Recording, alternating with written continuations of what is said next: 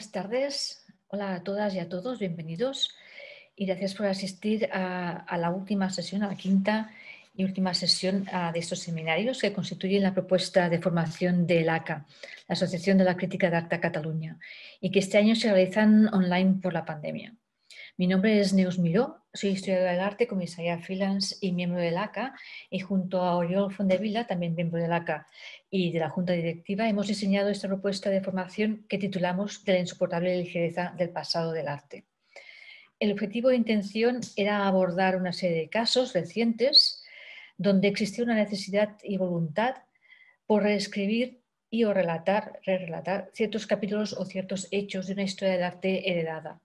Viene a partir de textos o viene a partir de proyectos como pueden ser exposiciones o webs.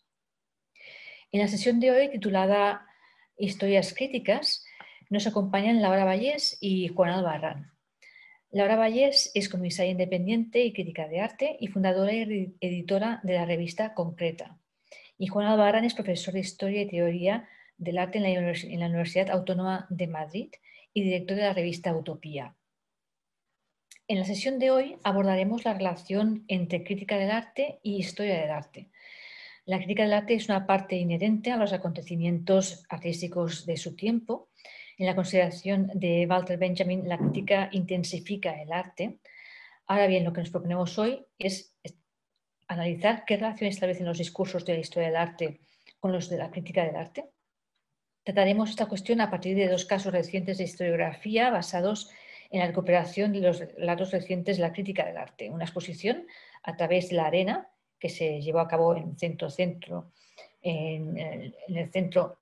Madrid, en el 2020, este año, a principios, en la cual comisariado por Laura Vallés, donde recupera la experiencia de la revista Arena Internacional de Arte, que se fundó en Madrid en el 89. Y a partir también de la publicación de Juan Albarrán, titulada Disputas sobre lo contemporáneo, arte español entre el antifranquismo y la posmodernidad, que se publicó en el 2019. El formato de la sesión será el habitual que hemos seguido estos días en las últimas sesiones, donde cada uno de ellos, los ponentes, hará una presentación del material que será de unos 30 minutos aproximadamente. Seguida, cada uno de ellos será sucesiva y al final de cada una de las presentaciones haremos el debate a todos los asistentes. Por ello os animo a participar a lo largo de toda la sesión a través de la pestaña de preguntas y respuestas que podéis localizar en la parte inferior del programa del Zoom. Pues sin nada más, no me extendo ya nada más y paso la palabra a la primera ponente, que será Laura.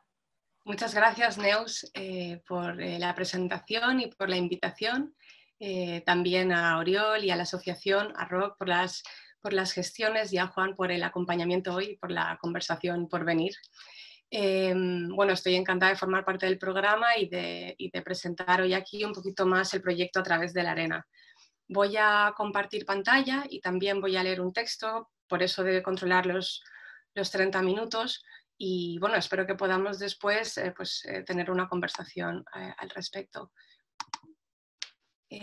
A través de la Arena es un proyecto que adoptó la forma de display expositivo en varios episodios en Azcuna Centroa, en Bilbao, en Artium Vitoria y en Centro Centro, como apuntaba Neus, en Madrid, entre los años 19 y 20. Y también se presentó a modo de taller, intercambio, texto, desencuentro, agenciamiento, acción y confinamiento. La propuesta emerge principalmente de dos experiencias. En primer lugar, del deseo de llevar a la práctica una investigación académica en torno a las relaciones entre las prácticas del comisariado y de la edición, y en segundo lugar, de hacerlo aprovechando el marco de posibilidad ofrecido por la convocatoria Comisario Berriac, cuyo objetivo sería facilitar la investigación de proyectos de mediación que contemplaran la importancia de atender a la dimensión histórica y narrativa del comisariado. El proyecto pone en diálogo dos publicaciones periódicas fundadas en 1989, SEAR, que significa a través de euskera, el boletín del Centro de Arte Donostiarra Arteleku, y Arena, la revista gestada en Sevilla e impresa en Madrid, así como a dos de sus directoras, a Mirene Eraso y Marilla Especha. Sus trayectorias a diferentes velocidades y desde contextos diversos se entrelazaron a lo largo de los años, entretejiendo un modo concreto y situado de entender la práctica. Ambas forman parte de una historia por narrar, prestataria de un contexto político, socioeconómico y cultural concreto, lo que se combinó en llamar la Segunda Transición Española, iniciada con la victoria socialista del año 82. Así, pertenecen a un relato de prácticas invisibilizadas en las incipientes genealogías del comisariado y de la mediación, que a través de la arena pues, trataría de ensayar y de poner en valor. Planteado desde un posicionamiento feminista, a través de la arena aboga por una forma relacional de pensamiento, un pensar con, que diría María Puig de la Bella Casa, para crear patrones nuevos a partir de multiplicidades previas, interviniendo por la vía de la adición de capas de sentido, más que por la mera deconstrucción de o adaptación a categorías anteriores. Este tipo de descripción densa, que se llama, que sedimenta y rechaza las seducciones para desarticular redes y sobre todo se desvincula de un intento por rearticularlas, tiene como punto de partida mi experiencia como editora de la revista Concreta, que espero veáis en pantalla, cuya etimología, concrescere, significa crecer por acumulación. Se trata de una resistencia al confinamiento conceptual que tiene como objetivo ensanchar el sentido tanto de la edición como del comisariado a partir de la práctica como código abierto, pero también de las afinidades y alianzas que nos permiten situar el conocimiento en los procesos históricos desde un prisma inclusivo y en movimiento. Que el conocimiento esté situado, nos diría Puig de la Bella Casa, significa que conocimiento y pensamiento son inconcebibles sin la multitud de relaciones que hacen posibles los mundos con los que pensamos.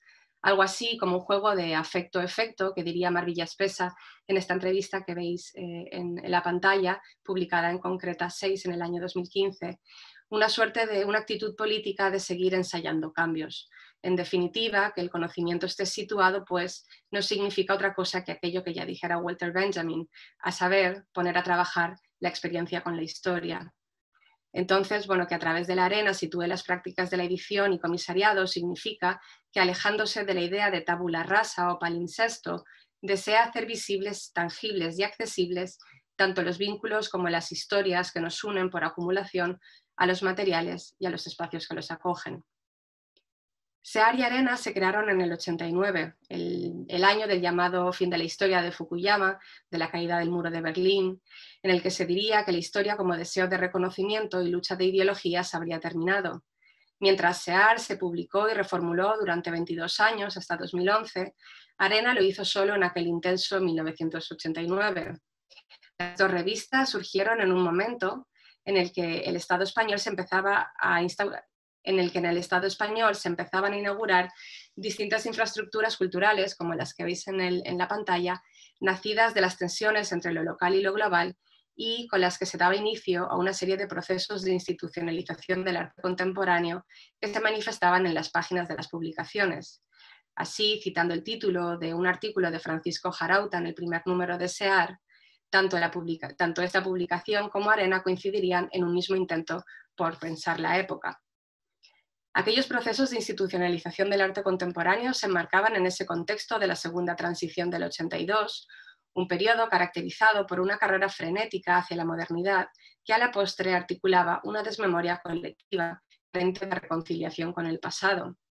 Esta amnesia cultural, atribuible más a la imposición de una estrategia política deliberada que a la pérdida de memoria, opacaba toda una serie de prácticas que no se reconocían en la cultura del consenso.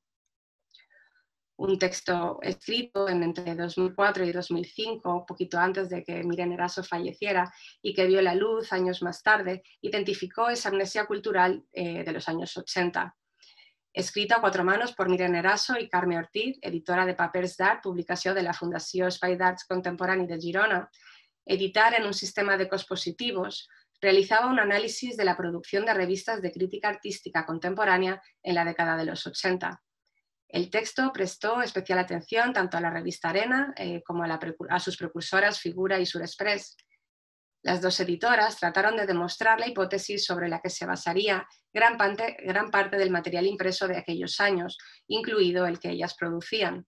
Según Eraso y Ortiz, la mayor parte de la producción crítica de este periodo se daría en un espacio inexistente, un no sistema artístico que se originaba más en la voluntad que en la realidad, en un sistema de ecos positivos, eufemismo que dio título al escrito.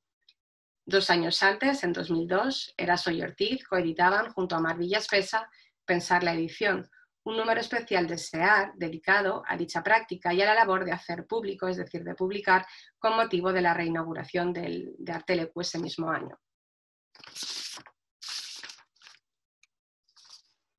El display expositivo de A través de la arena, que como comentaba al inicio ha tenido 3 episodios y aquí voy a mostrar imágenes de manera indistinta de los 3 espacios porque los capítulos funcionan de manera simultánea, se despliegan una serie de módulos y paneles de madera y ponen en marcha un viaje ficticio de sur a norte, de Andalucía al País Vasco, lugares de emergencia de Arena y SEAR respectivamente, de la mano del colectivo Agustín Parejo School y de su propuesta videográfica Málaga Euskadidad del año 86, un registro de una intervención urbana a medio camino entre el graffiti y la chip-rop que, como apunta la poeta María Salgado, presenta un desafío en contenido e idioma, una extrañeza que necesariamente inquieta al viandante, que sería la pantalla que veis a mano izquierda. Agustín Parejo School fue un colectivo de tiempos y miembros inciertos, cuya poética de la renuncia tuvo mucha presencia en las páginas de Arena. Los facsímiles de la exposición, porque de hecho son todo réplicas para que se puedan tocar, dan buena cuenta de ello. Su vídeo reflexionaba sobre la entonces Nueva España de las autonomías. El título se refiere a la consigna nacionalista Nafarroa Euskadidad, Navarra es Euskadi, que en 1978 demandaba la inclusión de Navarra dentro de la comunidad autónoma vasca y, en consecuencia, acerca de las políticas identitarias y del lenguaje.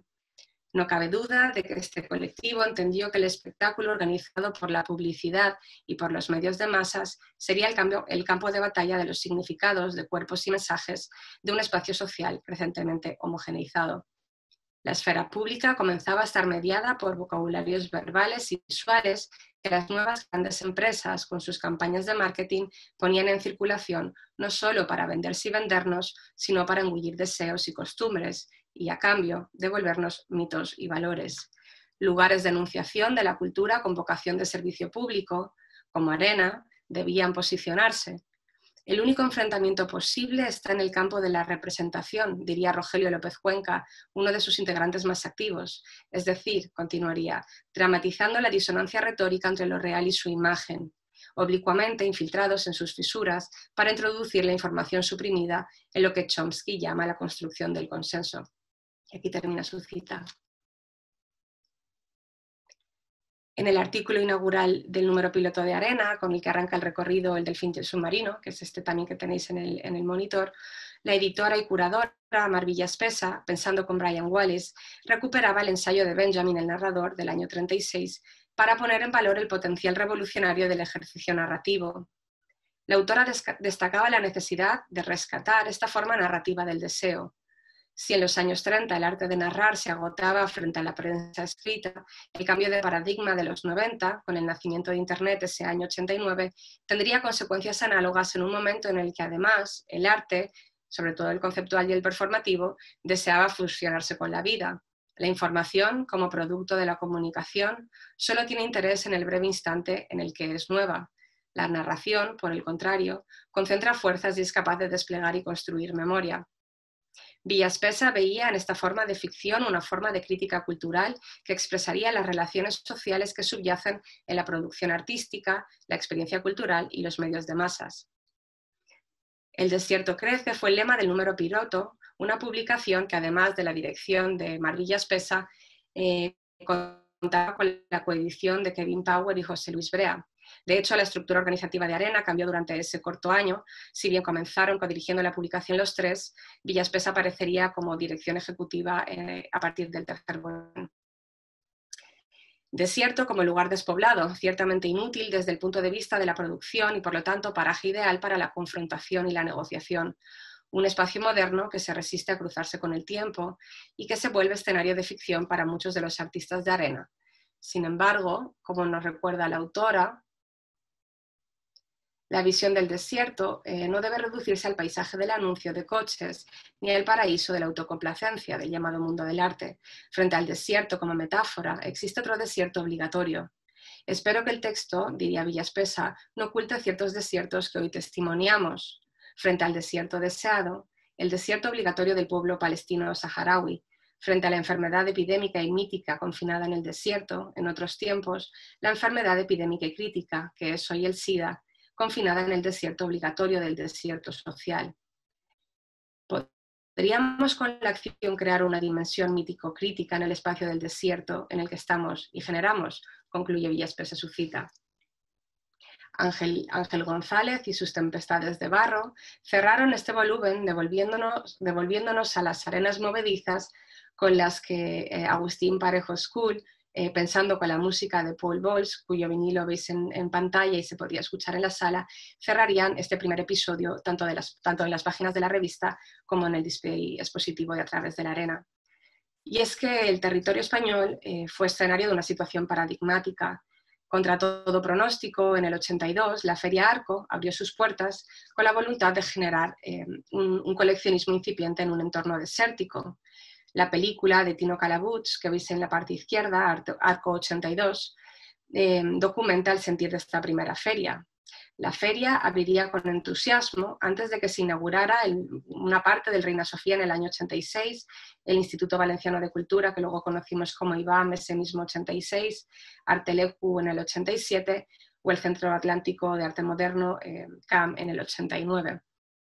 Era un momento de advenimiento de la socialdemocracia, de un gobierno con síndrome de mayoría absoluta, tal y como describió Mar Villaspesa, y que a través de la arena documentaría en su display. Lo era también de una proliferación de espacios de arte, la consolidación de la figura del comisario o la curadora, la emergencia de publicaciones divulgativas vinculadas a las nuevas instituciones, así como la paulatina desarticulación de la crítica de arte como práctica social generadora de formas, marcos y contextos. Una redefinición de la cultura que ponía en entredicho las políticas de cuidados orientadas a reforzar el papel de la misma en una sociedad civil reducida, desde entonces, a la imagen mistificada que el capitalismo cognitivo, o eso que llamamos ahora la economía de los afectos, ¿no?, comenzaba a promover, desvelando los entramados cada vez más profundos entre economía, afecto y efecto. En este sentido, aquellos esfuerzos analíticos y críticos, como sucediera con la revista Arena, se convertirían en un espejismo. Tras un año publicando numerosos artículos que avalaban la labor crítica de la publicación, atendiendo con dureza a la actividad cultural espectacularizante, el proyecto tuvo que sortear numerosos obstáculos, desde una financiación privada que en ocasiones ponía en riesgo la independencia del contenido, hasta, finalmente, las desavenencias provocadas, que dirían Miren Eraso y Carmen Ortiz en este artículo que citaba antes, por el ansia de protagonismo de algunos de sus miembros. Y es que una incipiente economía de los afectos llegaba para quedarse y los posicionamientos éticos en torno a los usos y abusos de unas débiles estructuras críticas no eran siempre compartidos.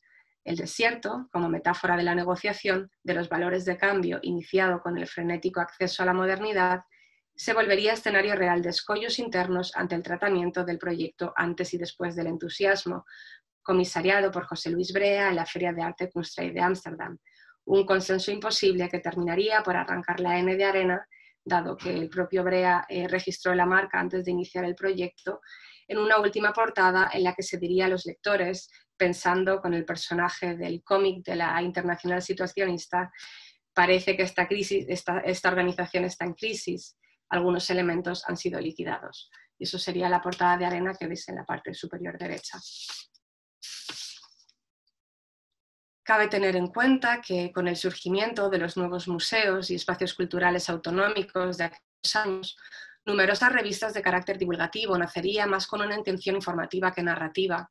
Ese mismo 89, RS en el Reina Sofía surgió, también Calias en el IBAM y un año más tarde Atlántica en el CAM. También BNV Producciones, a los cuidados de Joaquín Vázquez y Miguel Benlloch, productora creada después del ingreso de España en la OTAN en el 88, surgió al calor de las primeras exposiciones y publicaciones que Mar Villaspesa comisariaría tras su paso en Arena, a saber, Sueño Imperativo en el año 81 o Plus Ultra en el 82. La transición se daba por terminada y se consolidaba, según palabras de Amador Fernández Sabater, un orden político, simbólico y estético por el que la palabra, la mirada y la acción serían a partir de entonces administrada y vehiculada exclusivamente por las instancias de la representación. Así lo describiría Joaquín Vázquez de BNV el año pasado en unas jornadas que organizó Bulegoa en Azcuna Centroa, que por cierto BNV, como sucedería con Agustín Parejo School y su Málaga Euskadira, también se refería con humor al PNV, al Partido Nacionalista Vasco. En este sentido, Joaquín diría, y abro cita, eran los años del inicio de un tipo de espectacularización del arte y la cultura que se han mantenido hasta el presente y cuando la crítica institucional de los 70 parecía haber sido finalmente asumida por el museo y el mercado.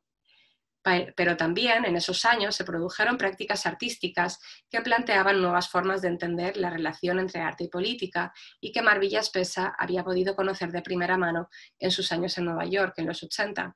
Dicho de una manera simple, Mar era una persona formada e informada, diría Vázquez, algo muy excepcional en aquella época, y por ello capaz de formular un diagnóstico sobre la situación de la comunidad artística en el Estado español, caracterizada por el dirigismo cultural, la conquista de lo internacional como proyecto común y la preeminencia del mercado, algo que formuló en su conocido texto Síndrome de mayoría absoluta que acabamos de ver. Y cierro cita aquí. Los primeros años de CEAR estuvieron vinculados principalmente a la difusión de las actividades llevadas a cabo en Arteleku, un espacio de creación sin duda pionero que se situaba frente al nuevo orden descrito por Vázquez. Financiada por la Diputación Foral de Guipúzcoa, CEAR ofrecía un perfil público muy diferente al de Arena. SEAR iniciaba su andadura en un modesto boletín dirigido por Maya Guiriano. Lo hacía citando el texto Pensar la época de Francisco Jarauta, publicado en la primera entrega y mencionado anteriormente, en una época que configura otro tiempo, el de la plurivocidad y la polimorfía. El desierto descrito sería el de la razón moderna, ciudadela abandonada por no habitable. SEAR apuntaba en el 89 hacia una tarea de la cultura que daría paso de la lengua a la metáfora, al aforismo y al gesto. Solo así se puede aceptar el desafío de la precariedad y la provisoriedad sin sentirnos póstumos a nuestro propio tiempo. Tras este estadio inicial, en sucesivas etapas, SEAR iría modulando la voz. Esta sería la segunda etapa, la que veis en pantalla. En el año 92 se incorporaría José María Iturralde, Francisco Javier San Martín y Adelina Moya al comité editorial, y ya en el 95 se afianzaría el compromiso con la llegada de Miren Eraso a la dirección. Sin embargo, cabe destacar que entre el 87 y el 95 Miren ya estaba en Arteleku, pero a cargo del Centro de Documentación. La primera intervención de Eraso en SEAR fue la entrevista a la curadora, entonces directora de la última documenta del siglo XX, Catherine David.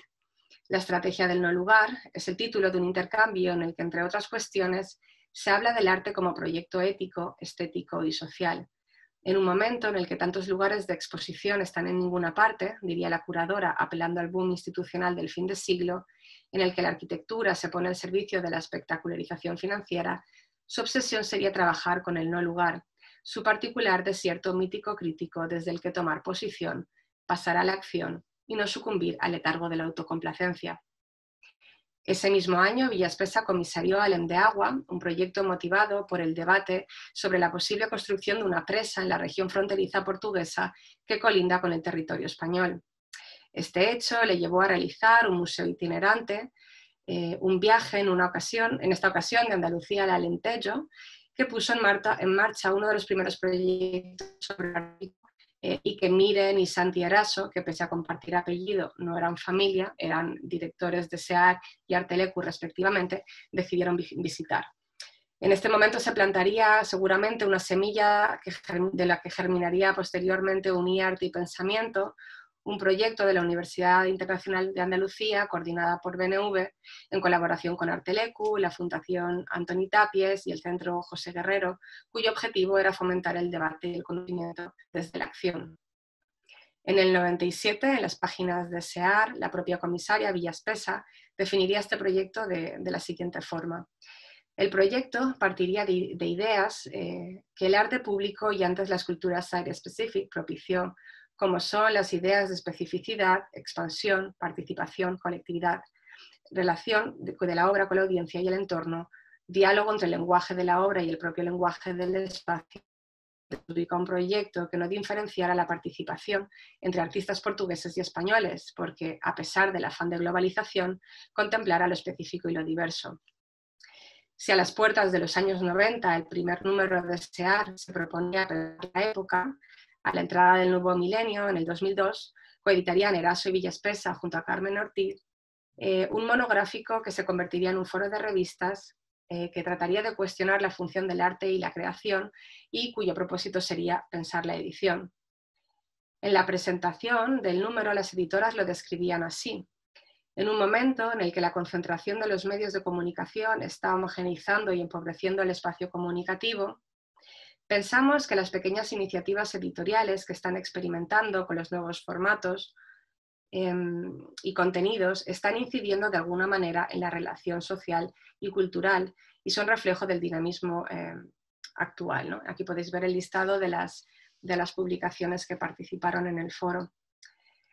Además, hubieron varios artículos, como veis en la parte inferior, Jorge Ribalta pensando el tema de los públicos, y quisiera destacar la intervención de Catherine David, quien firmó este breve manifiesto de la organización Resistencia Creación, con el que se clausuraría el número, alertándonos de que con la rapidez de la digitalización generalizada, la economía resemiotiza todos los aspectos de la vida, colonizando vastas esferas de la cultura, la inteligencia, la emoción, el tiempo, el espacio, el propio cuerpo. Otros insisten en el predominio de la lengua y de los símbolos en la economía actual, convirtiendo la comunicación en el corazón del proceso de producción. ¿En qué medida dentro de este contexto podríamos pensar determinadas prácticas estéticas, urbanas, sociales, políticas, como acontecimientos que reinauguran procesos subjetivos y sensibles? Se pregunta David.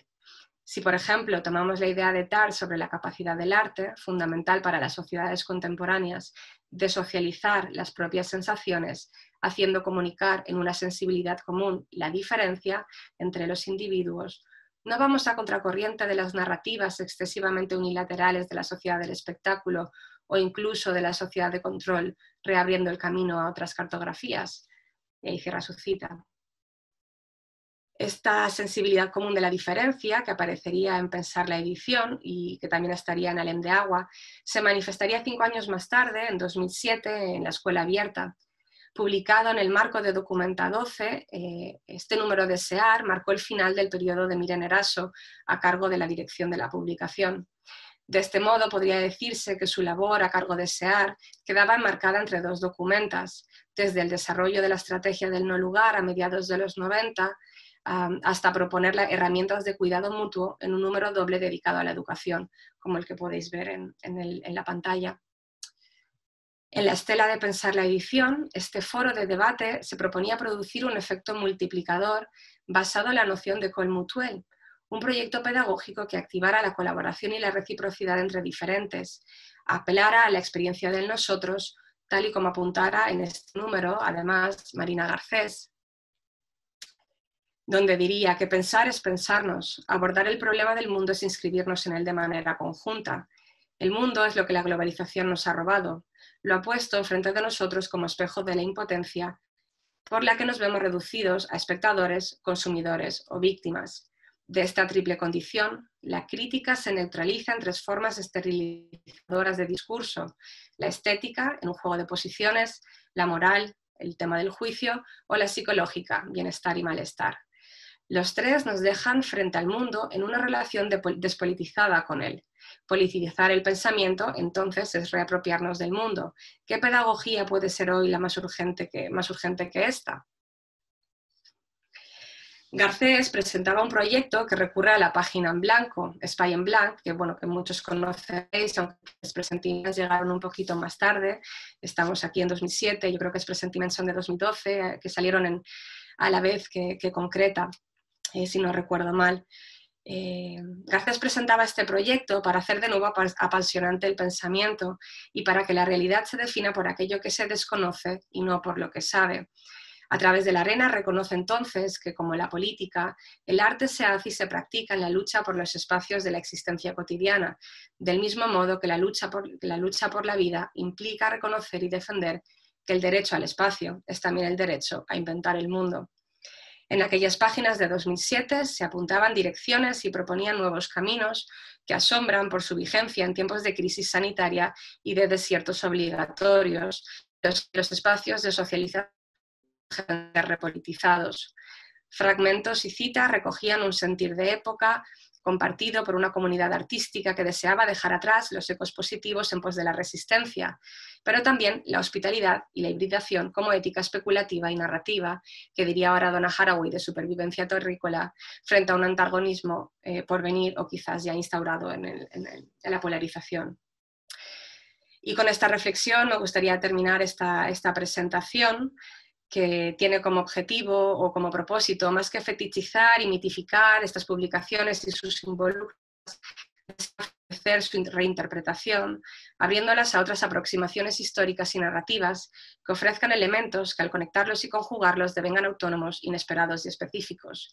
En definitiva, que cuando se pongan en contacto con el pasado, sientan la necesidad de reinventarlo de alguna forma, actualizando el significado de estos fragmentos, relacionándolos con la experiencia contemporánea e incluso proyectando nuestra percepción de esos fragmentos hacia un camino futuro.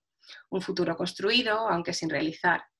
Esta sería una cita y sería también la visión del proceso de la historia con la que nuestras compañeras terminaron este foro de pensar la edición y también la voluntad que trataría de ensayar la exposición a través de la arena. Y yo creo que lo voy a dejar aquí, simplemente decir, bueno, esta es una imagen de uno de los encuentros, la exposición, su tercer episodio se inauguró poquito antes de Arco este año y bueno, a los 20 días se cerró por la pandemia y de nuevo todo el programa que había de actividades, de talleres de lectura, esta fue la única sesión que se pudo realizar, también una actividad performativa con Jon Miquel Euba y una conversación. Bueno, pues de nuevo la página en blanco ha salido el rescate y una publicación ha podido dar voz a este debate que se quedó pendiente. Y bueno, creo que lo voy a dejar aquí y ya le doy la palabra a Juan. Muchas gracias. Muchas gracias, Laura. Pues ahora sería el turno de Juan, cuando quieras. Gracias. Hola, bueno, muchas gracias, Neus, muchas gracias a la asociación por la invitación y también gracias a Laura por la conversación y a todos los que estáis ahí al otro lado de la pantalla aguantando heroicamente. Voy a intentar compartir la pantalla para mostraros una presentación, a ver si soy capaz. Bien, pues voy a hablar sobre esta presentación. Neus, si veis que me paso del tiempo, por favor me avisas. Bien, al hilo de la invitación y del descriptor de la mesa redonda, voy a tratar de articular una reflexión en torno a las relaciones entre historia del arte y crítica de arte en el contexto español.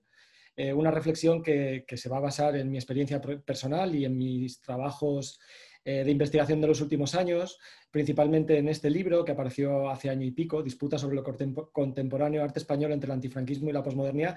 No os preocupéis, no os lo voy a contar, el libro ya está ahí, sería muy aburrido en primer lugar para mí, pero sobre todo también para los que estáis ahí al otro lado.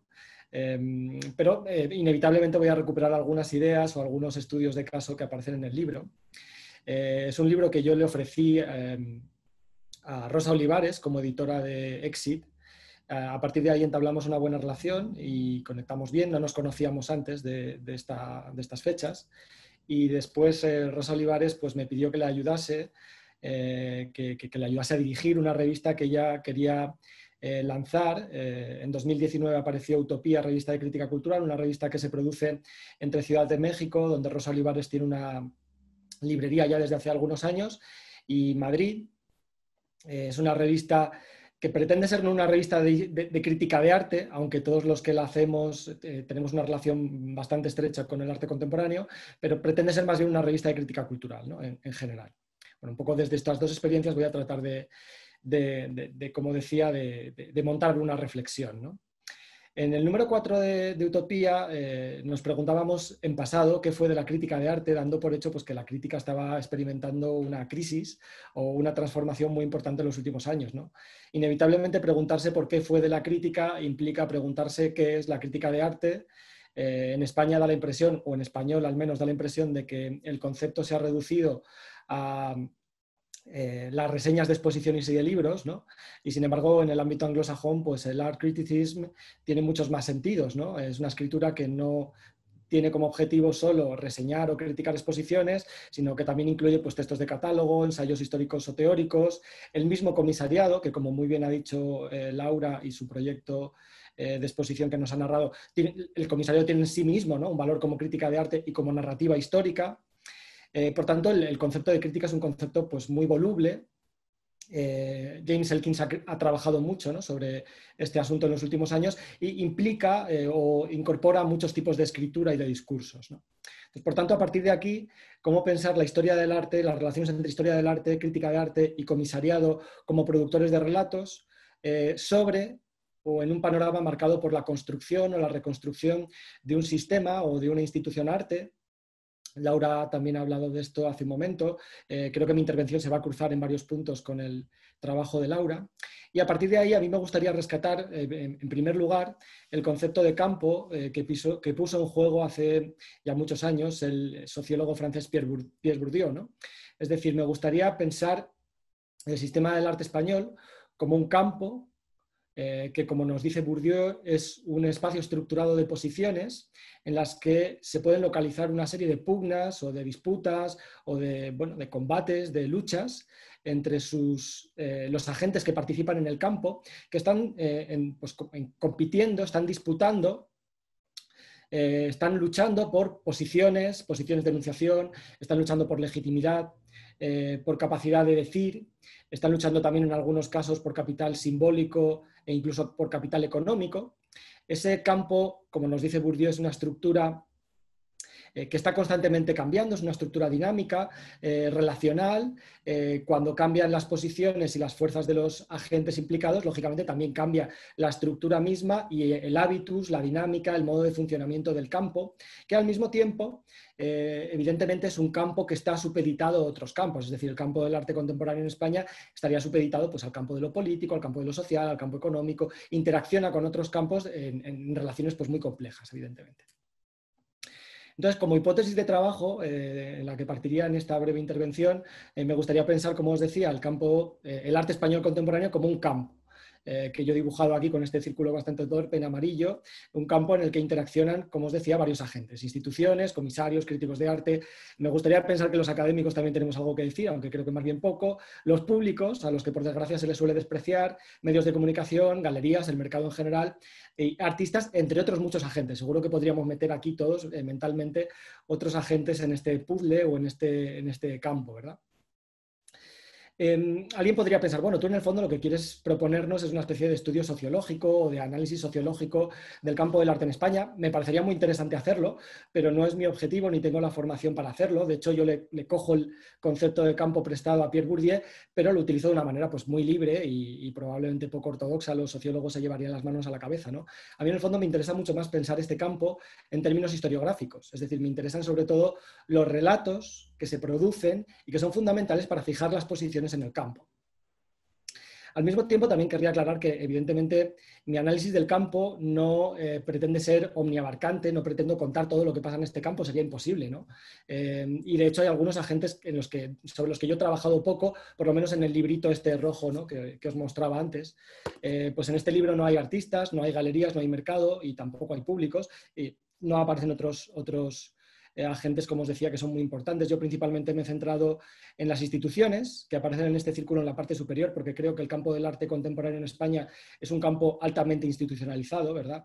Como también apuntaba antes Laura, desde los años 80 en el campo mandan las instituciones y manda el dinero público que viene de las administraciones españolas, ¿verdad? Los comisarios críticos y académicos han tenido, a veces con roles intercambiables, han tenido un peso específico importante, creo que también algunos medios de comunicación, y quizá los artistas, desgraciadamente, a veces pintan poco. El mercado pues, ha sido muy débil en muchos momentos. Y los públicos pues, son un factor muy importante, en mi opinión, que deberíamos tener más en cuenta. Ahora mismo en la Universidad Autónoma de Madrid tenemos un proyecto y estamos trabajando sobre los públicos, especialmente en el contexto español. Las coordinadoras del proyecto de investigación son Patricia Mayayo, que ha hablado también en este ciclo, y la compañera Noemí de Aro. Y bueno, es un asunto sobre el que yo de momento he trabajado poco, la verdad. Entonces, digamos que sobre esta visión historiográfica del campo, a mí me han interesado pues pensar algunos proyectos institucionales, principalmente el MACBA, el Reina, también el MUSAC, algunos comisarios, algunos académicos, medios de comunicación. Podrían ser, lógicamente, a estos agentes, como decía antes, se le podrían sumar otros muchos, ¿no? Una de las críticas que se ha hecho al librito rojo, ¿no? Al trabajo, al libro que os he mostrado antes, es que la mayoría de los agentes a los que yo convoco son masculinos, son hombres, hay pocas mujeres, y creo que es una crítica justa, legítima y necesaria. Desde luego aquí en esta ecuación podría haber otras muchas mujeres. Mismamente Laura ha citado pues, a Mar Villaspesa, a Miren Eraso, podrían estar mismamente Rosa Olivares, la editora del libro, ¿no? Que creo que ha sido una editora histórica en el contexto español durante mucho tiempo, al frente de Lápiz, entre el 82 y el 99, y desde el 99-2000 al frente de Exit, pero también, no sé, Carmen Jiménez, María Corral, algunas galeristas, es decir, habría muchas mujeres y otros muchos agentes que podrían estar aquí, ¿no? Evidentemente todos estos agentes tienen un rol crítico, en tanto están configurando el canon, es decir, a través de sus textos, a través de sus exposiciones, a través de políticas institucionales, a través de investigaciones, a través de líneas editoriales, como la de la Luna de Madrid, o como la de CEAR, o la de Arena. Estos agentes están produciendo un canon, están, digamos, dándole forma a un corpus, que en cierto modo también, y es un elemento que a mí me interesa, aunque quizá no he profundizado mucho en el tema, un corpus, un canon en el que se piensan cuáles son las relaciones entre arte y sociedad. Es decir, a todos ellos de alguna manera están fijando un modelo para pensar cuáles son las relaciones entre el campo del arte contemporáneo, lo que está dentro de este circulito cutre amarillo, y lo que queda más allá del círculo cutre, que podríamos llamarlo pues, sociedad o otros campos, digamos, sociales, culturales, políticos, ¿no? Y como decía antes, pues en el fondo todas esas posiciones críticas que hay que adoptar en este campo tan dinámico tienen que ver con la producción de un relato, con la producción de una narrativa que le da sentido al arte del pasado, al arte español de las décadas o incluso los decenios, los siglos anteriores, pero que también fija una posición en el campo en el presente y orienta la producción del arte en el futuro. Ni que decir tiene que evidentemente este trabajo, este libro del que os estoy hablando, pues no pretende ser la historia del arte contemporáneo español, ni siquiera una historia del arte contemporáneo español, más bien es un entramado de pequeñas historias o de pequeños relatos, ¿no? También entiendo que Patricia Mayayo y Jorge Luis Marzo en su intervención en este ciclo hablaron de su manual de arte en España, el libro o el librazo de cátedra, ¿no? Un libro fundamental en la historiografía reciente del arte contemporáneo español, que es pues, muchísimo más extenso, lógicamente, y más que mi trabajo, y aborda con mucha más profundidad algunos temas por los que yo paso pues, muy, muy por encima, ¿no? Y también querría decir que, evidentemente, este libro, mi trabajo, lo que yo os pueda contar aquí, tiene que ver con mi experiencia personal, que no es ni la única ni la mejor, pero evidentemente es la mía y es la única desde la que puedo hablar. Entonces, me gustaría empezar situándome en el año 2004, que es el año en el que yo me licencio en Historia del Arte y decido por algún motivo, no sé muy bien cuál, que yo quería pues, hacer una tesis doctoral, que es esta que tenéis en pantalla. No les recomendaría su lectura ni a mi peor enemigo. La terminé en 2011 y, como os decía, la inicié en 2004. En un momento en el que, por lo menos a ojos de un joven licenciado de una universidad de provincias, la Universidad de Salamanca, en mi opinión entonces estaban produciendo unas transformaciones muy rápidas, sucedían transformaciones muy rápidas en el campo del arte contemporáneo español.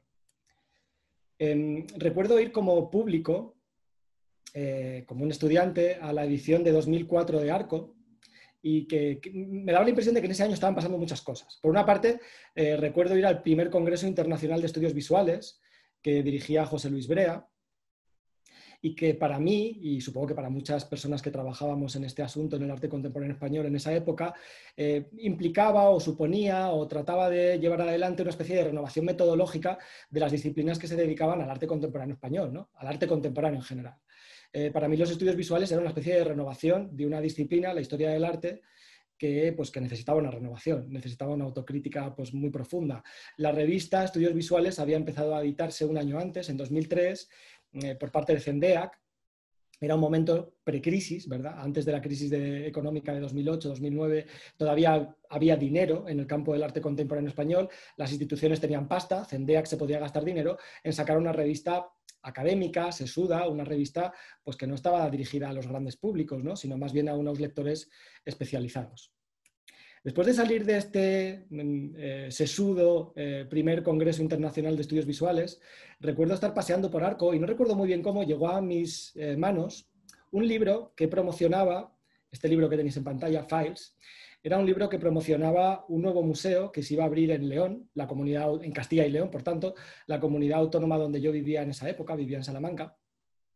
Un gran museo que se estaba construyendo con un presupuesto importante, en un edificio de Tuñón y Mansilla muy espectacular, y la estrategia promocional para presentar el museo en el Arco 2004 era este libro, comisariado por Octavio Zaya, que a su vez había invitado a otros 35 comisarios para que eligiesen a artistas que configurasen la colección ideal de arte del siglo XXI. El MUSAC se presentaba como un museo del presente, un museo del siglo XXI, y necesitaba crear una colección en un tiempo récord, principalmente comprando obras en Arco 2003, 2004, 2005. Y el libro yo creo que también es muy representativo del tipo de política institucional que iba a desarrollar el MUSAC. El libro no tiene textos, no tiene prácticamente textos, es un libro de imágenes. Y es un libro basado, digamos, en el que no hay criterios de selección. La selección se basa simplemente o se reduce al mismo acto de selección del comisario, que no necesita en ningún caso justificar por qué elige o por qué selecciona a un artista, simplemente lo elige porque es el comisario, ¿no? La primera gran acción que llevó adelante el MUSAC antes de la apertura de las puertas del museo, que tuvo lugar en 2005, fue la producción del álbum Arquitectura Efímera de Fangoria. Se produjo un DVD con 6 vídeos dirigidos por los artistas que tenéis en pantalla y bueno, pues fue un acto promocional muy importante. Al mismo tiempo que los estudios visuales echaban a andar en España, que el MUSAC se presentaba como un museo del presente, con un programa de promoción muy ambicioso y con mucha visibilidad mediática y con bastantes recursos todavía. Al mismo tiempo había echado a andar un proyecto Desacuerdo sobre arte, política y esfera pública en el Estado español, un proyecto muy conocido, ya existe de hecho historiografía sobre desacuerdos, hay muchas personas implicadas en él mismo que han escrito sobre sus debates y sobre sus aportaciones. Estoy pensando en Valentín Roma o en Iñaki Estella, Jesús Carrillo, María Ruido, han escrito ya sobre el asunto, ¿no? Un proyecto que estaba llamado a cambiar la historiografía sobre el arte contemporáneo español y que tenía también una ambición institucional pues, muy importante. Había algunas instituciones muy potentes detrás, también BNV, la productora BNV que se encargaba del proyecto y que ha citado antes Laura Vallés, ¿no? En la presentación del proyecto, en un texto que no está firmado, pero que entiendo que estaba avalado por los directores de los contenidos del proyecto, entre ellos Borja Villel, Santi Eraso, Pedro G. Romero, Teresa Grandas, Bartomeu Marí, Jorge Ribalta, las personas que estaban al frente en ese momento de MACBA, Artelecu y de UNIA, BNV. En esa presentación del proyecto, digamos que Desacuerdos aparecía pues, como una crítica radical al modelo institucional que se había levantado en España durante los años 80 y los años 90, que aparecía identificado directamente con Arco, es decir, Arco era el mejor ejemplo de ese modelo institucional construido desde arriba, pensado para los grandes públicos, sin un contenido intelectual elaborado, y que, según los editores de Desacuerdos, se había digamos que se había encargado de o había pecado de generar una enorme brecha, una sima entre el arte y la vida social. Por tanto, digamos que los objetivos de Desacuerdos, cabe pensar, eran tratar de retejer, de hilvanar, de coser el arte a la vida social española. Arco, por tanto, representaba para Brea, pues supongo que un escaparate.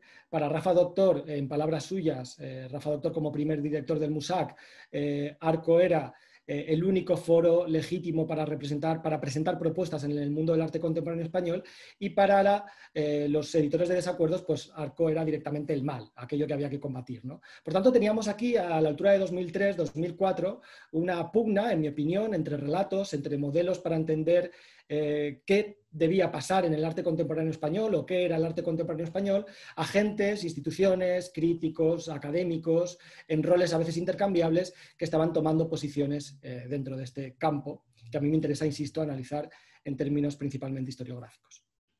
Creo que también este pequeño mapa, insisto, muy parcial, que os estoy presentando, creo que también era sintomático de una cierta fricción entre lo que Haxthausen, un historiador del arte alemán, consideraba las dos historias del arte.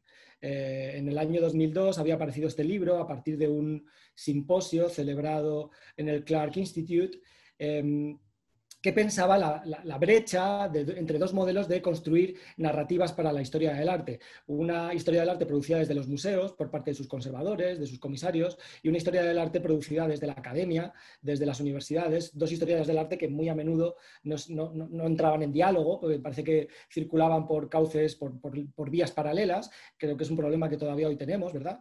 En cualquier caso, el libro de Haxthausen pensaba sobre todo, estaba dirigido, enfocado en el contexto anglosajón y alemán principalmente, es decir, no hablaba ni de España, ni de Francia, ni de otros contextos, pero creo que este panorama nos hacía pensar en una división entre un programa más bien académico, como podía ser el de los estudios visuales de Brea, que a principios de los 2000 yo creo que ya se había desencantado del mundo del arte contemporáneo, ahora iré a eso, y otros modelos más institucionales, como por ejemplo el del MUSAC.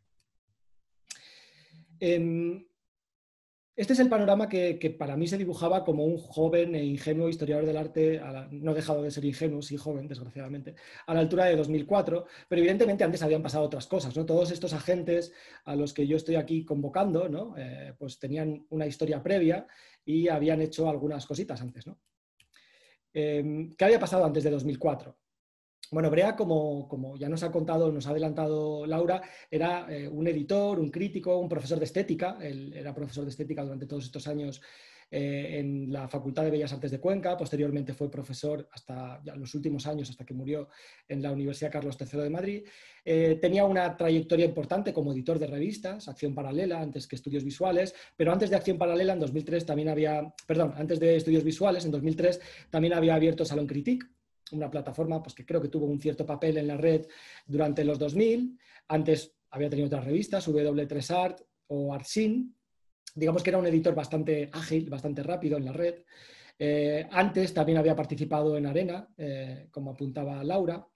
Pero sobre todo, además de un profesor de estética, de un teórico, creo que de cierta relevancia, que hizo algunas aportaciones importantes, y de un editor hábil, también había sido un comisario importante durante los años 80.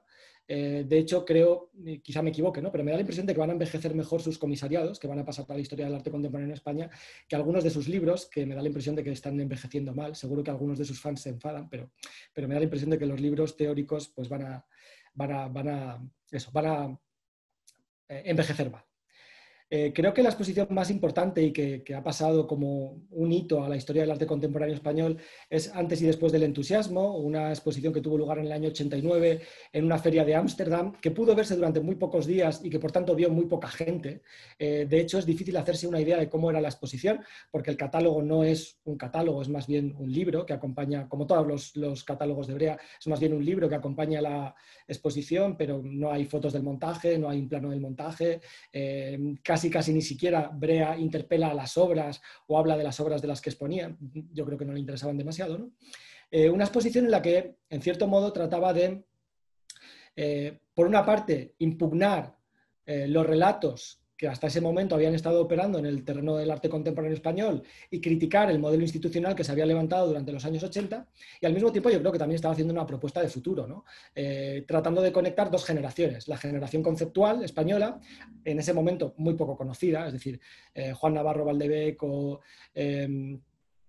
Juan Hidalgo o García Sevilla en estos momentos no eran artistas demasiado conocidos, eran conocidos pero quizá no demasiado, y en el caso de García Sevilla muy poco su obra conceptual de los 70, trataba de conectar a este núcleo setentero, digamos, con una generación de jóvenes artistas que estaban pues madurando una obra en la segunda mitad de los años 80 a contracorriente de las tendencias dominantes en el contexto español. Es decir, ante un panorama dominado por una cierta pintura, él veía en una joven generación de artistas una cierta ola neoconceptual que cabía poner en diálogo con el arte español de los años 70, ¿no?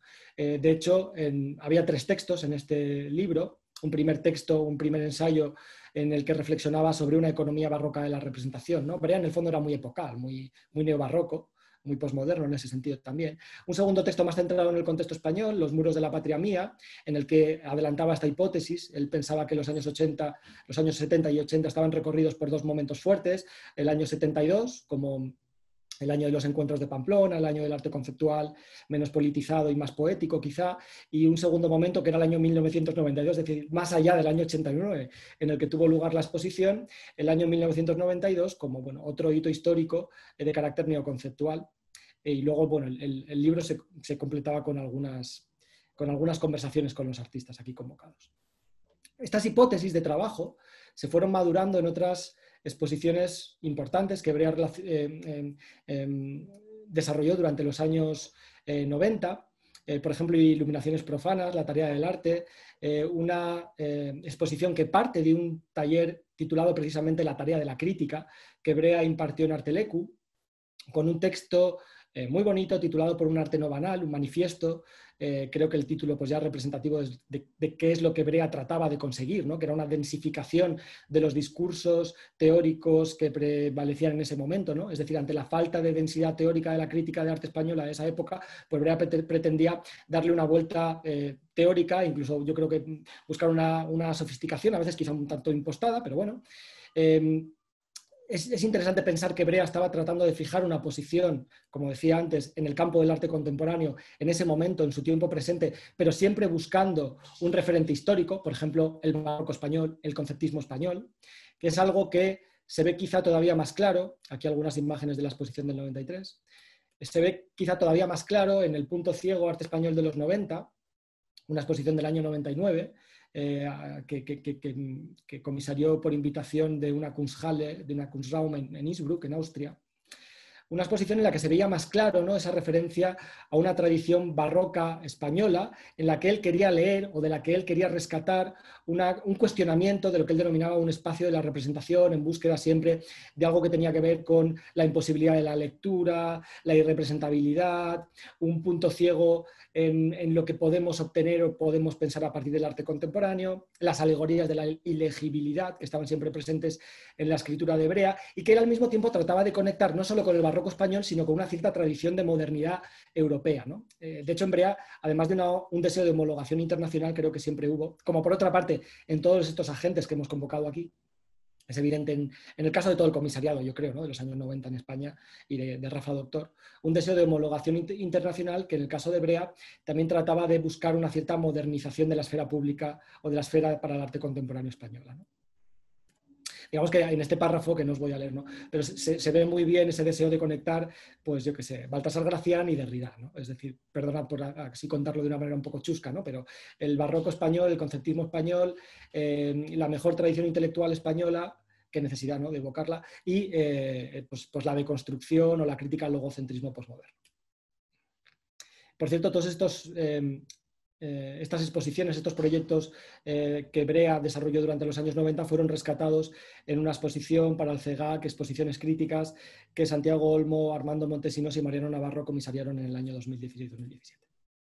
Bueno, en todos estos textos, en cierto modo, toda esta preocupación más bien por el campo del arte contemporáneo español, por lo que tenía que ver directamente con las obras, con el trabajo de los artistas, en los que Brea trataba de encontrar realmente un momento fuerte, una válvula de escape a la banalidad de la vida cultural española. En el fondo, creo que ese interés por las obras desapareció de repente a principios de los 2000 y Brea empezó a pensar en otras cosas, ¿no? Empezó a pensar en las nuevas tecnologías, en la red, poco después en los estudios visuales. Yo creo que Brea cambiaba muy rápido, ¿no?, de intereses, y lo que le interesó durante los 90 le desencantó en los 2000 y, bueno, posiblemente cambió el chip y pasó a trabajar sobre otros asuntos.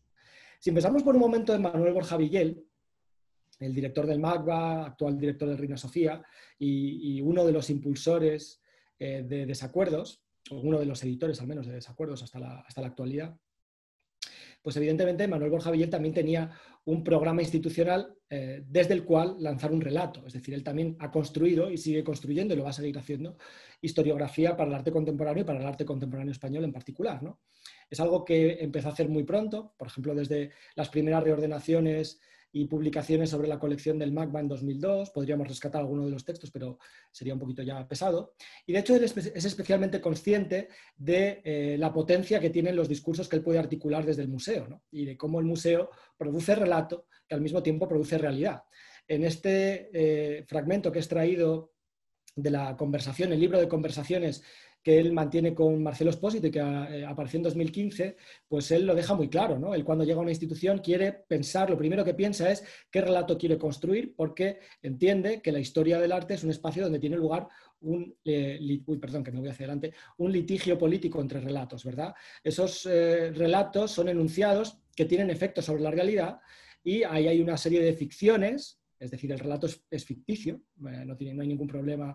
Yo también lo creo, ¿no? que la historia es el primero de los géneros de ficción, como decía Borges, pero esas ficciones y el discurso no solo reflejan la estructura del poder, sino que constituyen el propio poder por el que se lucha especialmente hoy, ¿no? Es decir, esto creo que encaja muy bien con esa visión del campo que yo trataba de dibujaros antes en ese diagrama amarillo, y la verdad es que, hombre, pues creo que es una declaración muy lúcida. Desde mi punto de vista también un pelín preocupante cuando viene por parte de alguien que tiene una posición de poder muy destacada en el campo en los últimos 15 años, ¿no?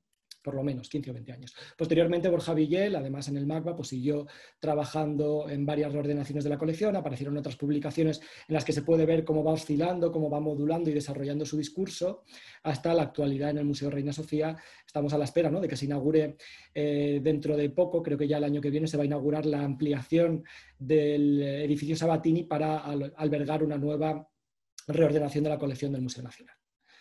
En el caso del MUSAC de Rafael Doctor, estamos revisando, ¿no?, a Brea y su posicionamiento en el presente, pero desde la construcción de un relato. En el caso de Manuel Borja Villel es muy evidente, ¿no?, esa voluntad de producir un relato en el que ocupar un espacio muy importante dentro del campo, ¿no?, desde instituciones muy poderosas, pero también pensando, repensando, reconstruyendo el pasado del arte. En el caso de Rafael Doctor y su programa para el MUSAC, Rafael Doctor evidentemente tenía una trayectoria muy importante. Cuando se le encarga la dirección del MUSAC a la altura de 2002, finales de 2002 si no me equivoco, el MUSAC todavía era un proyecto. Por cierto, él es muy importante en la definición de la identidad institucional del MUSAC, porque el MUSAC se abre sin un programa institucional. Es decir, la Junta de Castilla y León no sabía demasiado bien qué es lo que quería meter en el MUSAC, en ese edificio de Tuñón y Mansilla, y el Rafael Doctor en el que de alguna manera le da una identidad como Museo del Presente.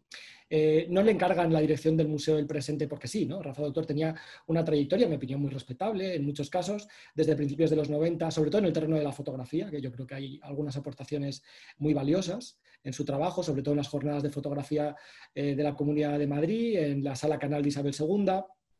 Posteriormente fue director de Espacio 1 en el Reina Sofía entre el año 97 y el año 2000, donde hizo algunas exposiciones muy conocidas que también dicen mucho de su concepción festiva del arte contemporáneo o lúdica del arte contemporáneo, de cómo él pensaba que había que conectar con los públicos, por ejemplo, en el caso de esta conocida instalación de Ana Laura Láez. Y también había comisariado algunas exposiciones importantes sobre arte contemporáneo español, como por ejemplo esta que tuvo lugar en la Bienal de Venecia de 2000. Creo que voy bien de tiempo, ¿no? ¿Puedo seguir? Neus, ¿cómo lo ves? Todavía puedes seguir un poco más, unos 5 minutos más. Venga, intento terminar en 5 minutos. Bueno, entonces, a partir de aquí, ¿no?, de esta presentación de estos agentes sobre el campo, se podrían pensar muchas disputas, es decir, habría muchas batallitas, muchas fricciones, ¿no?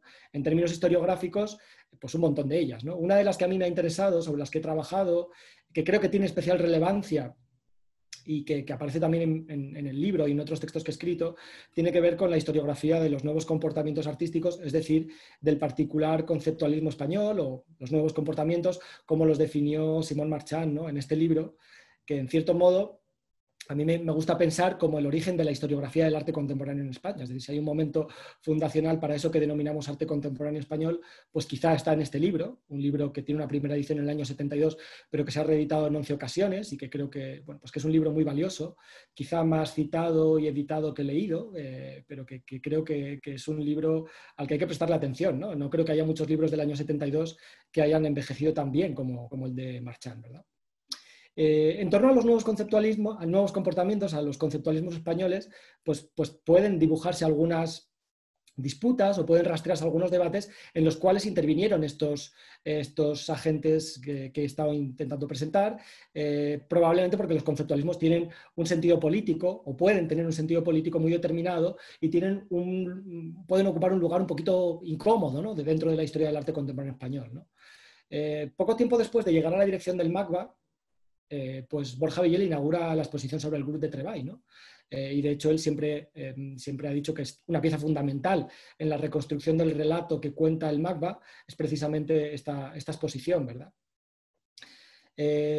También en el caso de desacuerdos, los nuevos comportamientos son muy importantes en la construcción del relato, ¿no? Querría recordar también que Desacuerdos nace, su núcleo fundacional o su núcleo inicial es un proyecto de Marcelo Espósito, 1969, hipótesis de ruptura para una historia política del arte en el Estado español. Insisto, esta es la propuesta inicial de Desacuerdos, luego esto se convierte en un proyecto mucho más grande, del cual 1969, hipótesis de ruptura, es solo una de las líneas de trabajo, una de las líneas de investigación. Y aquí Marcelo Espósito deja bien claro que la intención del proyecto era crear una narración polifónica que en cierto modo revirtiese o impugnase las prácticas artísticas y sobre todo los relatos que habían construido las instituciones durante los años 80 y los años 90 para producir una historia política del arte español, no, como él nos aclara bien claro al final de este párrafo, no una historia del arte político, sino una historia política del arte. Me interesa mucho este diagrama. No estoy seguro de quién lo produjo, quién lo diseñó, pero me imagino que Marcelo Espósito, ¿no?, que es el que diseña la línea de trabajo. Es un diagrama un poquito complejo, no sé si se ve bien, en el que en cierto modo se disuelven los objetos de estudio y los sujetos que estudian, lo cual me parece muy interesante por otra parte, ¿no? Y en el que me gustaría llamar la atención sobre algunos asuntos, ¿no? Uy, que me voy. En primer lugar, el relato parte de los nuevos comportamientos artísticos, ¿no? Si vemos esta línea negra, esta línea oscura, el punto de partida de la historia, en 1969, es la crítica institucional y los nuevos comportamientos artísticos, por tanto, el conceptualismo español, ¿no? También por aquí aparece un agente importante, que en esa época trabajaba con Marcelo Espósito, Darío Corbeira, un artista conceptual, integrado en la familia Lavapiés. Me imagino que Jaime Bindel en su intervención también habló de esa iniciativa y de su libro reciente, editado por La Bahía. Luego hay una serie de líneas de trabajo, los feminismos, hay unas prácticas artísticas colectivas que son muy importantes. En cierto modo, podría decirse que entre los nuevos comportamientos y las prácticas que él denomina unas prácticas políticas, yo diría que el activismo altermundista con el que podríamos relacionar a Marcelo Espósito, hay una especie de relación de continuidad. Digamos que los nuevos comportamientos aparecen directamente vinculados con la globalización desde abajo a través de las prácticas artísticas colaborativas. Por tanto, hay una genealogía articulada desde el presente, desde 2003-2004, de un grupo de artistas y de activistas investigadores que pretenden emparentarse a sí mismos, dotarse de una genealogía que tiene como origen el conceptualismo español. Por tanto, en este campo, yo diría que quizás esto es un poco rizar el rizo, ¿no?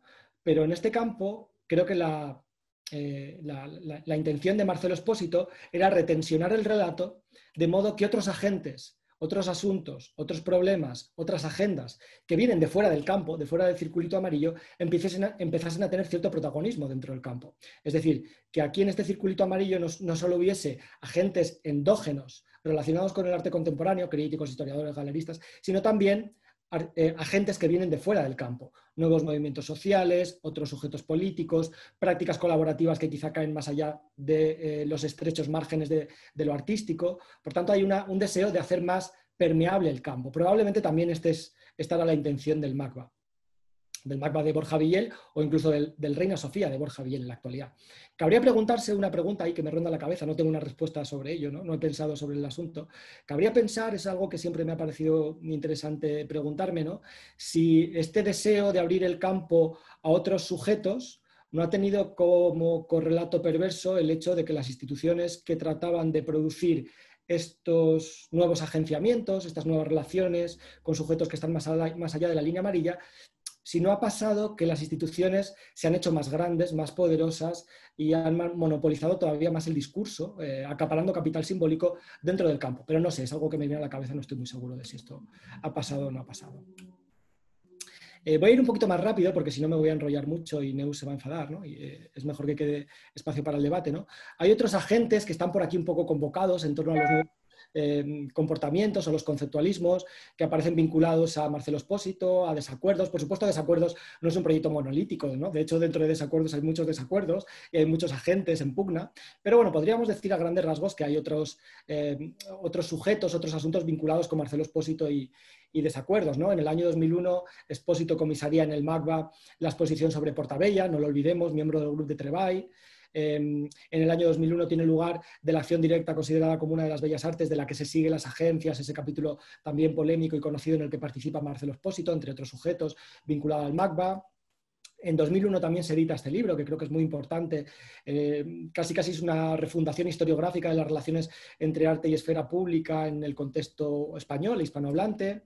Y también en 2003 aparece la revista Brumaria, posteriormente Editorial Brumaria, en la que también estaba Marcelo Espósito al principio. Yo trabajé aquí con Darío Corbeira durante algunos años, entre el 2009 y 2012, nos conocimos en la Universidad de Salamanca. Simplemente quería dibujar que en torno a todos estos sujetos pues hay una serie de relaciones muy estrechas que siempre pivotan, hasta donde yo puedo ver por lo menos, en torno o atraviesan el significante conceptualismos, ¿no? Todos estos están relacionados de alguna manera. Incluso diría que estas relaciones que se podían trazar en torno al 2000 se proyectan hasta el presente si pensamos en las reordenaciones de las colecciones del Reina Sofía o en la red de conceptualismos del sur, que ha sido, yo diría, un sujeto muy importante en la redefinición de una cierta institucionalidad en el contexto español y muy importante si lo pensamos hoy en día a través de Ana Longoni y Mabel Tapia en la institucionalidad del Reina Sofía. Para Brea, voy terminando. Para Brea también, lógicamente, los conceptualismos fueron muy importantes, ¿no? Ya lo he dicho antes, no me voy a enrollar. Él trataba de retensionar el relato rescatando lo que había pasado en torno al año 72, los encuentros de Pamplona, Juan Hidalgo, Valcárcel Medina, agentes entonces en el año 89 muy poco conocidos. Y quizá en el caso del Musac podríamos hablar de un cierto debilitamiento de la historicidad, ¿no? El Musac es un producto típicamente posmoderno, es un museo del presente, un museo cuya colección se inicia en el año 92, después la fecha se fue retrasando, ¿no? Con otros directores, pero en el caso de Rafael Doctor se piensa un museo a partir del año 92, el presente en el fondo es muy fructífero, ¿no? Porque siempre está cambiando y por tanto siempre puedes ir modulando tu discurso y capturando la novedad, atrayendo a nuevos públicos. Bueno, es muy jugoso, no es una estrategia muy inteligente, de hecho, ¿no? Pensar un museo del presente, pero tiene ciertos problemas históricos, ¿no? Podríamos pensar que a Doctor no le interesa la historia, ¿no? Y desde luego nunca se ha pringado con el fango de los nuevos comportamientos artísticos, o casi nunca, ¿no?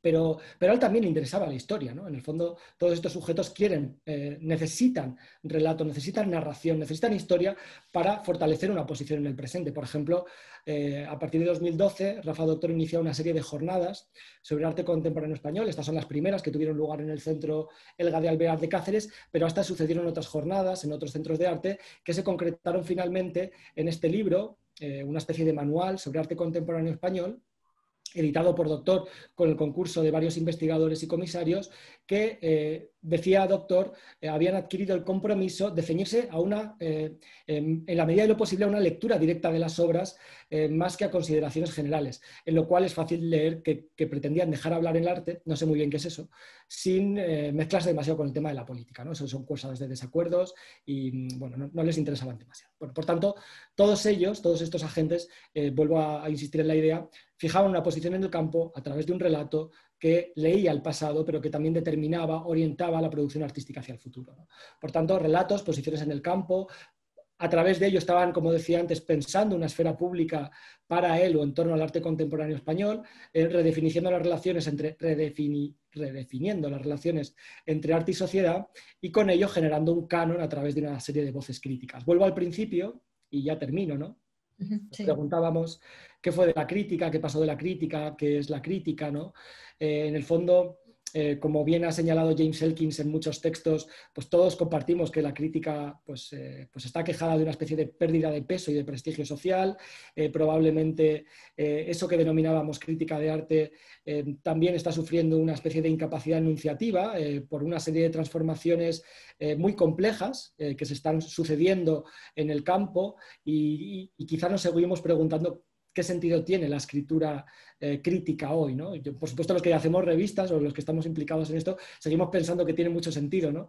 Pero en el fondo, al menos desde mi posición, con cierta ingenuidad y seguramente con bastante escepticismo, ¿no? Creo que es algo que todos compartimos, ¿no? Y ya termino, ¿no? En el fondo, si en este campo tiene sentido, si sobre este campo tiene sentido producir o tratar de levantar una lectura historiográfica, en mi opinión, probablemente lo digo como un aburrido historiador del arte, una rata académica, universitaria, pues creo que lo único que nos queda, o de las pocas cosas que nos quedan, es tratar de producir una conciencia histórica desde la que interpelar críticamente a nuestro presente.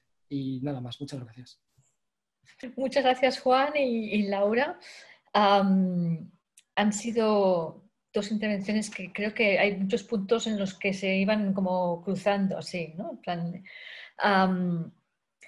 os voy a plantear alguna cosa la que habéis comentado uno u otro, a veces los dos. De hecho, en uno de los primeros momentos en que hablabas tú también, Laura, y en relación a Mar Villa Espesa, y a una de los objetivos o posibles, posibles metas, ¿no?, de su labor y tal, hablabas de la conquista de lo internacional por parte de los artistas, ¿no?, españoles. Y Juan también ha mencionado por parte de algunos agentes cuyo objetivo, uno de los fines era la homologación del arte español. ¿Qué nos pasa? Como que es recurrente, ¿no? Es siempre de las cuestiones que salen en documentas, en bienales, ¿no? Cada edición es como donde están los artistas y nos lo preguntamos nosotros, ¿no? ¿Cuál sería vuestra un poco opinión, reflexión en torno a esto? Y en torno a lo que, bueno, desde vuestro punto de vista, desde lo que hablabais hoy, ¿eh? Porque es una cosa que los dos habéis mencionado de forma diferente, pero sí. Sí, no, es cierto, es algo sobre lo que de hecho hemos comentado y dentro del marco de la exposición a través de la arena, que yo por cierto quisiera matizar que hoy aquí me he centrado en intentar abordar la cuestión historiográfica y no he desplegado muchos otros matices que la exposición tenía también para con los artistas, etcétera. Y de nuevo se dan nuevos cruces con lo que ha planteado Juan, porque Noemí de Haro, en esta cuestión de los públicos, era la persona responsable de los talleres de lectura. Y bueno, en una conversación que tuvimos dentro de este programa público frustrado, pero que Zoom vino al rescate también, hablamos de la cuestión de lo internacional y a mí me parece interesante y bueno, desde el prisma de lo que hemos planteado hoy, Arena planteaba también una crítica a esto, sin embargo, tenía la coletilla internacional en el título, ¿no? Pero también lo tenía Figura, su antecesora, ¿no? En el 88 también lo tenía. A mí me interesa en relación a esta cuestión y sobre todo hilando con lo que Juan ha planteado después de la crítica institucional o de la institucionalización de la crítica, ¿no? Que yo creo que es donde estamos ahora en estos debates sobre la nueva institucionalidad.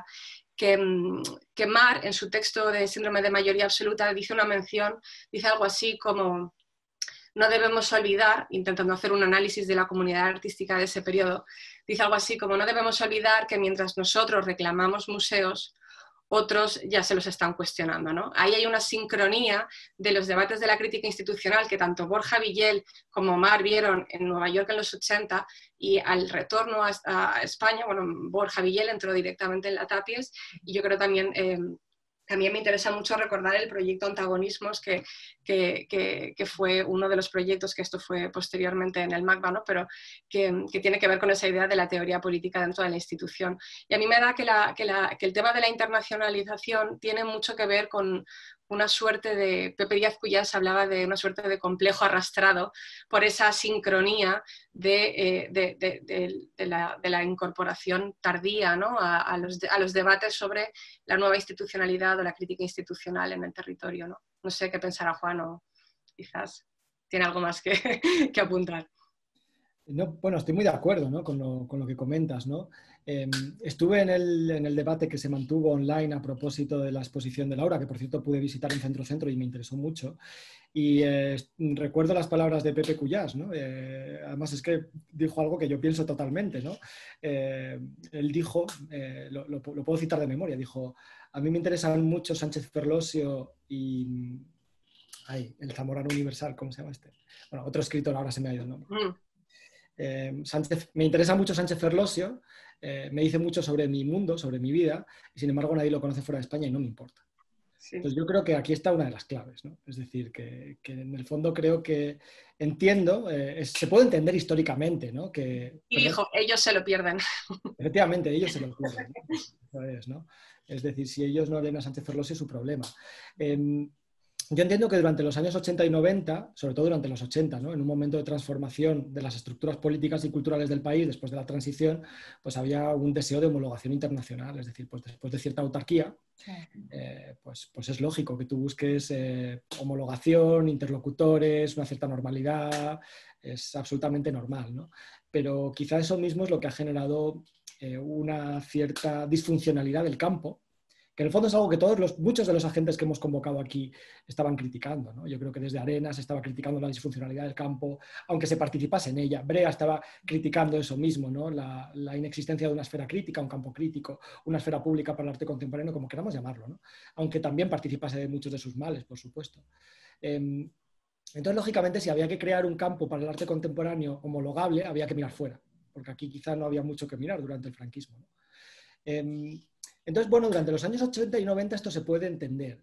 Yo no sé si a partir de los 2000 y en la actualidad sigue siendo legítimo arrastrar esta especie de complejo de internacionalidad, internacional, o complejo de inferioridad internacional, ¿no? Por llamarlo de alguna manera. No sé si tiene sentido, ¿no? Seguir pensando si es importante o no que haya algún español entre los 100 artistas más importantes de Art Review. Yo creo que esto ya no tiene sentido, ¿no? Y es más, yo creo que ahí los medios de comunicación, los críticos, no sé, supongo que todos los que estamos en este negocio tenemos una responsabilidad. Es decir, a mí me interesa un pepino si fuera de España venden o no a Dora García o yo qué sé, a cualquier artista. O se les interesa Valcárcel Medina, ¿no? En el fondo todos, yo creo que esto es algo que todos compartimos. Lo que nos interesa es si lo que nos cuentan es interesante, si nos ayuda a pensar, si, no sé, si lo que sea que le pidamos al arte contemporáneo. No si en Londres hay un curator, o si en Berlín, o si en, yo qué sé, Dakar, hay un comisario al que le interesaba el Cárcel Medina, o yo qué sé, o June Crespo, yo qué sé. Es decir, que en el fondo creo que ese es uno de los problemas fundamentales en la construcción del campo, que es pensar mucho hacia afuera y no pensar en qué medida la producción artística o crítica o curatorial española respondía a las necesidades del contexto. Claro, es que yo creo que en definitiva el problema siempre ha sido la definición de contexto medio, ¿no? Y yo creo que en un momento dado hay un trasvase de la crítica en papel al comisariado precisamente porque los ritmos de la mediación cambian y llega antes el curador a la sala que el crítico, ¿no? A hablar de la exposición y de ahí hay ese giro, ¿no? Yo creo que eso en definitiva es el sistema de ecos positivos del que habla Miren Eraso, que ellas dicen que también asumen, es probablemente algo en lo que nosotros continuamos desde Utopía o desde Concreta, ¿no? Quiero decir, intentando trazar campos, marcos, contornos, espacios en blanco que arden, ¿no? Como dice en España en blanco. No sé, yo creo que estamos todos en ello, ¿no? Hay una pregunta por parte de una de las asistentes. Dice, hoy me ha llegado a través de WhatsApp una entrevista a Joan María Minguet en el Punt Avui, que es un periódico de aquí en Cataluña, que fue de hecho director de l'ACA, o sea, presidente durante unos años anteriores a la Junta actual. Titula el artículo "La historia del arte es un engaño". Este es el título del artículo. Una de las preguntas que el asistente os dirige es ¿cuál es la responsabilidad de los que escriben sobre la historia del arte? Yo no soy historiadora, pero me atrevo a apuntar algunas ideas. Bueno, a mí precisamente por ese posicionamiento híbrido, porque yo me formé como artista, yo estudié Bellas Artes y luego me especialicé en fotografía y me interesa mucho la cuestión de la representación desde un punto de vista también de la imagen, ¿no? Y creo que siempre hay un giro entre representación como mediación, como imagen, que para mí es fundamental. Bueno, yo creo que desde esa posición así, ¿no? A caballo entre ninguna parte, me interesa mucho la idea o con el término o con la aproximación con la que me he llegado a sentir un poco más cómoda a la hora de narrar estas historias, es con esta idea del conocimiento situado que desarrollamos en Concreta hace unos años con Donna Haraway y con María Puig de la Bella Casa, que viene a decir algo así como como que la función, ¿no?, de este relatar, que decía Juan, pasa por hacer visibles y tangibles los vínculos y las historias que nos unen entre nosotros, pero también a los objetos y los objetos que luego serán objetos de arte, ¿no? Y en ese cuidado, en esa suerte de ética especulativa que dicen estas autoras, a mí me parece que podemos encontrar un poco de paz a esa suerte de fuerza del canon, ¿no?, de la que hablaba Juan, que yo creo que es importante. Y otra cosita que hace poco dijo Olga Fernández, que estuvo aquí y con la que también discutimos el tema de A través de la arena en esta conversación que decíamos antes, que me gustó mucho y que es muy sencilla. Ella dijo algo así como: ¿qué pasa si reemplazamos la palabra crítica por intención? De nuevo, ¿no?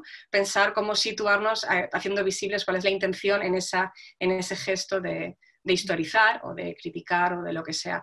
Entonces yo pienso que ahí hay una responsabilidad que en parte la exposición que yo planteaba intentaba apelar a algunas de esas cuestiones, ¿no?, con ese momento en el que el capitalismo cognitivo y el tener que lidiar con la legitimación de los propios roles de cada uno, pues generaba escollos, ¿no? Y luego Juan lo ha ampliado muchísimo mejor que yo y lo ha llevado hasta el presente, que yo creo que es importante, no sé. Bueno, la verdad es que no sé a qué se refiere Ninguet, ¿no? No sé, no he leído la entrevista, entonces tampoco sé si voy a descontextualizar lo que dice, ¿no? No, básicamente era una pregunta hacia vosotros. Una de las preguntas es ¿cuál es la responsabilidad de los que escriben en relación a la historia del arte? Pues yo diría que toda, ¿no? Evidentemente, pues si la historia del arte es una ficción o una construcción, como evidentemente cualquier producto humano, cualquier producto cultural, pues evidentemente los que escriben son responsables. Los que escriben, los que comisarían exposiciones, los que diseñan programaciones de museos, son responsables de lo que hacen. Hombre, como historiador del arte, yo sí que me considero un historiador del arte así viejuno, aburrido, sí que creo que los que estamos en este oficio tenemos una responsabilidad para mal. Es decir, que en el fondo también es cierto que muchos profesores del arte que han trabajado en la universidad pública, muchos académicos, probablemente en algún momento hicieron dejación de funciones, ¿no? Es decir, que hubo un momento, sobre todo durante los años 90, esto tiene que ver también con la construcción del comisariado, ¿no? Es decir, hay un momento en el que el crecimiento tan rápido de las instituciones, los recursos económicos y el capital simbólico que se ponían a disposición de estos profesores en ese sistema que crecía muy rápido desde finales, mediados de los años 80 y sobre todo durante los 90 y principios de los 2000, hizo que fuese más atractivo comisariar una exposición o escribir en un suplemento cultural que trabajar a largo plazo. Y escribir historia del arte o producir conocimiento pues requiere unos tiempos que no son los de las instituciones. Una tesis doctoral son muchos años de trabajo, un buen libro son muchos años de trabajo, un buen artículo pueden ser muchos años de trabajo y, por supuesto, un buen comisariado pueden ser muchos años de trabajo. Pero si te quieres dedicar al comisariado freelance y pillar 12.000 euros todos los años, pues como sabéis las que sois comisarias, pues muchas veces, desgraciadamente, la institución, el ritmo de trabajo, el sistema, el campo, no te va a permitir dedicarte 3 años a investigar sobre un artista. Y entonces, pues me da la impresión de que quizá muchos historiadores, esto es una autocrítica que hago, ¿no? O una crítica que hago a mis colegas, así sin ninguna vergüenza, pues quizá en algunos momentos prefirieron o se vieron tentados por aquello que les ofrecían las revistas, los suplementos culturales, las instituciones, y quizá descuidaron un poquito una investigación pues más lenta, más pausada, más aburrida, quizá con menos lectores, quizá con menos visibilidad pública, pero que yo creo que también es necesaria. Sí. También es necesaria. De hecho, no hay demasiada historiografía del arte contemporáneo español. Y gran parte de la que hay no tiene visibilidad, que ese es otro problema, un segundo problema, ¿no? Es decir, una cosa es lo que hacen los investigadores en las universidades, algunas tesis, muchas muy malas, ¿no? Y muy aburridas, y algunas valiosas que quizá nunca salgan a la luz, que están ahí en un cajón o en una biblioteca de una universidad y no existe una editorial que las haya sacado. Ese es otro problema, ¿no? Que digamos que es la correa de transmisión entre algunas investigaciones que se hacen pensando con unos tiempos reposados y el sistema del arte en el cual pues, los tiempos son otros y las dinámicas de consumo cultural son otras, ¿no? Bueno, no sé si esto responde a la pregunta. Sí, de hecho, lo mismo, o no, un poco parecido salió el otro día la crítica que has hecho tú ahora, en la charla con Jorge Luis Marzo. Es decir, yo hice historia del arte y al salir me fui a hacer cursos de comisariado y el curso, el máster del Royal College of Art. Y yo fui una de estas, es decir, ¿por qué? Pues porque era más atractivo trabajar con artistas. En aquel momento, por ejemplo, en Barcelona, lo que el Departamento de Historia del Arte lo que potenciaba era el modernismo, por ejemplo. Porque, o sea, estamos hablando de mediados finales de los 90. A mí no me interesaba. O sea, yo quería trabajar con artistas contemporáneos, o sea, me atraía más. Y, y los departamentos no estaban en aquel entonces mucho por arte contemporáneo, al menos por aquí. Entonces, claro, hubo eso, esa fuga de gente hacia comisariados, crítica, y además piensa en los años 90 finales, principios del 2000, es el boom de instituciones y la teorización sobre el comisariado también, como crítica, porque yo empecé de comisaria y escribiendo en Papers d'Art, en Exit, en todas estas, en el CEAR también, es decir, claro, sí, sí. No, desde luego no pretendía ser una crítica personal. No, A no, mí no, me no, no, en parece curioso. absoluto. Pero es el mismo tema que salió otro día con Jorge Luis y dije, Claro. sí, es que pasó eso. Sí, a mí me parece una decisión absolutamente legítima y comprensible, especialmente teniendo en cuenta, como tú bien has dicho, que la historia del arte académica, la que se hacía y la que se hace todavía en los departamentos, es mayormente muy conservadora, por no decir reaccionaria. Es decir, los departamentos de historia del arte español, y en esto pues es algo que desgraciadamente sufro y sufrimos y hemos sufrido y sufriremos, pues necesitan una renovación metodológica, historiográfica, disciplinar, pues porque tienden a ser conservadores. Probablemente la historia del arte en el mundo mundial es una disciplina conservadora, en España más. Entonces, Sí, evidentemente, pues para José Luis Brea, que no era historiador del arte, ¿no? Era un claro. filósofo de formación, un esteta, pero probablemente para él era más interesante pues pensar una exposición a través de la cual vehicular sus ideas y escribir lo que quería escribir, que iba a tener mucha más visibilidad y muchos más recursos, era mucho más atractivo porque dar clases en la universidad o que escribir en una revista académica bodrio que no iba a leer nadie, ¿no? Eso es evidente. Yo creo que eso que dices tiene mucho sentido y creo que además se enlaza muy bien con el presente. Yo creo que la pregunta también estaría si esa división entre academia, historia e institución o mercado tiene sentido como tal, como dos, y no se podría empezar a pensar por qué las instituciones no desarrollan proyectos de investigación de largo recorrido donde la exposición sea un formato más como pudiera ser un texto, ¿no? Porque eso es algo que en otras geografías sí se está trabajando desde la universidad. Yo personalmente aquí en Inglaterra es algo de lo que hablo muy a menudo con colegas y creo que es una labor pendiente para trabajar esa idea que tú hablabas de tu círculo, de entrar y salir del campo, que yo creo que es fundamental para tratar de construir narrativas que también vayan de abajo arriba, ¿no? Yo creo que la labor de investigación de los públicos y de las comunidades, los entornos de estas infraestructuras son fundamentales y para eso hace falta que los curadores también entren en los museos, ¿no? Porque uno se pregunta por qué aquí Tate tiene, lo voy a decir un poco a voleo, no lo sé, pero igual tiene 30 curadores en plantilla, ¿no? Más, ¿Más? más, yo creo que más, sí. No lo sé, pero tiene un montón. O sea, tiene una salvajada de cabezas pensantes también desde ese prisma con formaciones muy diversas, ¿no? Entonces, quizás esa suerte de precariedad o de temporalidad reducida. Mi estrategia esta de los episodios fue un poco también esta idea, que al final fue muy rápida, ¿no? Porque esto es algo que va para mucho más largo, pero sí pienso que el formato expositivo, un poco a la manera de Brea, tiene sentido como herramienta y metodología de investigación. Y es algo que el museo tiene que abrazar antes o después. Es que justamente, por ejemplo, en mi caso personal, yo hice todo en lo que me especialicé, que era vídeo y artistas que trabajan con vídeo y cine. Yo empecé en el 2000. Eso no se daba en la universidad.